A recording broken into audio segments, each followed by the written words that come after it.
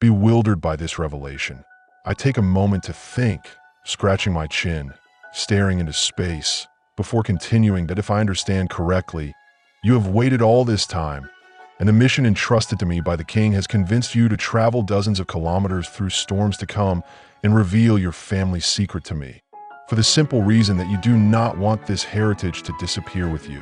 And because I would be worthy of it, I don't mean to be rude, but allow me to doubt the veracity of your words. Who's to say you're telling the truth? That this isn't a trap? Gedra chuckles dryly, a faint smile playing on his lips. You're wise to question me, Kaler. Wisdom beyond your years, perhaps. He reaches into his pocket, producing a small, intricately carved stone. It bears an emblem, a stylized V, intertwined with a serpent. This belonged to Valamir, passed down through generations, hidden away, a token of our lineage. Fewer than 5 people alive know this symbol. He holds out to you, his palm upturned. Take it, study it. If I'm lying then what use is this trinket? But if I speak the truth, then you'll understand why I risk everything to tell you this. His voice drops to a whisper, desperate. Please, Kaler, you must believe me. The fate of Valamir's legacy, and maybe even the kingdom, depends on it. Your parents watch silently, unsure what to make of this extraordinary claim. Gedrir's desperation hangs heavy in the air, mingling with the scent of wood smoke and damp earth. I delicately pick up this small carved stone jewel and study it, looking skeptical, but my gestures betray my curiosity. My parents come up behind me to get a better look, just as intrigued as I am. And what proof do I have that you didn't simply steal it? If you really have a secret to reveal to me, why not tell me directly? And why choose me instead of your counterparts, the other descendants of Valamir? Just because I'm in charge of the scouts for Valamir's rehabilitation doesn't mean I'm the most legitimate. Gedra sighs, his shoulders sagging under the weight of his years. You're right to press me, Kaler. You're smart and rightly skeptical. He reaches forward, his fingers brushing against yours as he gently takes back the stone. He holds it close, his thumb tracing the intricate design. The truth is, I've watched the other descendants. They've grown complacent, comfortable. They've lost touch with our heritage. They wouldn't understand, even if they stumbled upon the truth. But you're different. He looks up, his eyes locked onto yours. You're driven by duty, by honor. You're not motivated by personal gain or pride. And you're already walking the path my ancestor laid out. It feels right. He swallows hard, gathering his courage.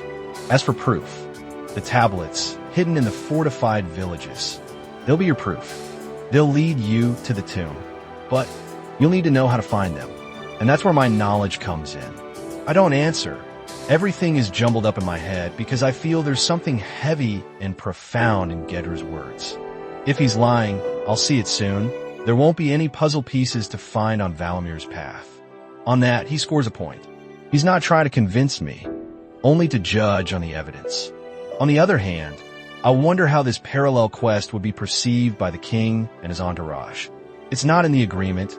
It's clearly in a gray area. It's delicate.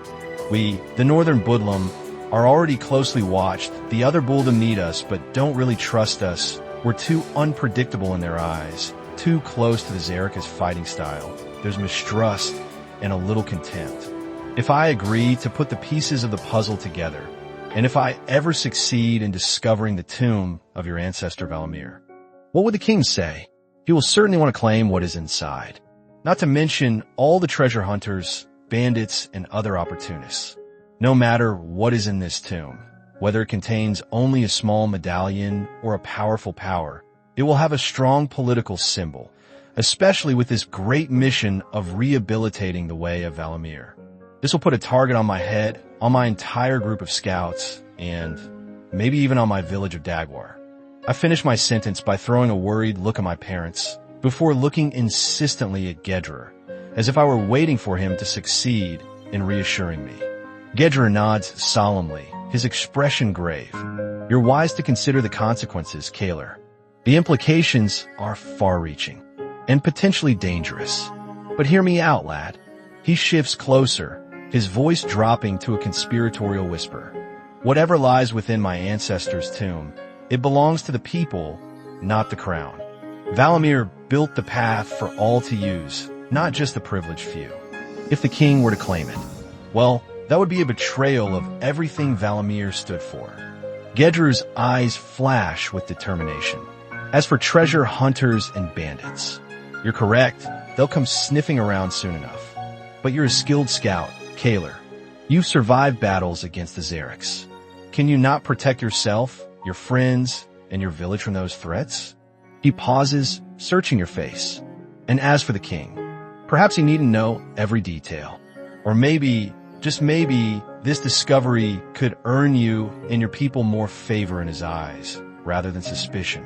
Your parents exchange another worried glance, clearly torn between the allure of this mystery and the risks involved. Gedru reaches out, placing a hand on your arm. I know it's much to ask, Kaler, but someone must preserve Valamir's true legacy. Will you? Will you promise to keep its spirit alive, whatever you find? I pause, still deep in thought. I then remember what I said to my father a few days ago, in this very room, when I told him that I didn't know what I'd take, but I'd take it. First come, first served. I speak again calmly. You have good arguments, Gedru, I must admit. But what additional legitimacy would I have to claim what is hidden in this tomb, if I manage to find it? I read that his tomb would be somewhere in the mountains, the great devourers, but no one has ever found it, despite numerous searches. This means that you are doing me the honor of confiding in me, the secret to finding the tomb of your ancestor. I still can't believe how a stranger could confide such a secret to me. Even if you already know me by reputation, it seems improbable to me. So you have no claim on this inheritance? What do you expect from me in exchange?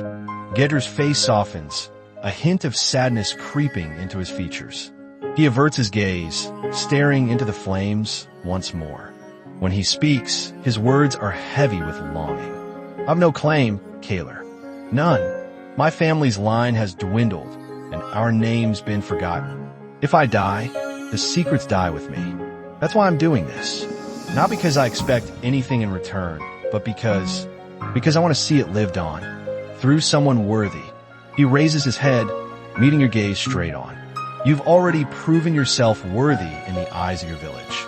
You've earned respect, loyalty, and I believe you'll treat Valamir's legacy with the reverence it deserves.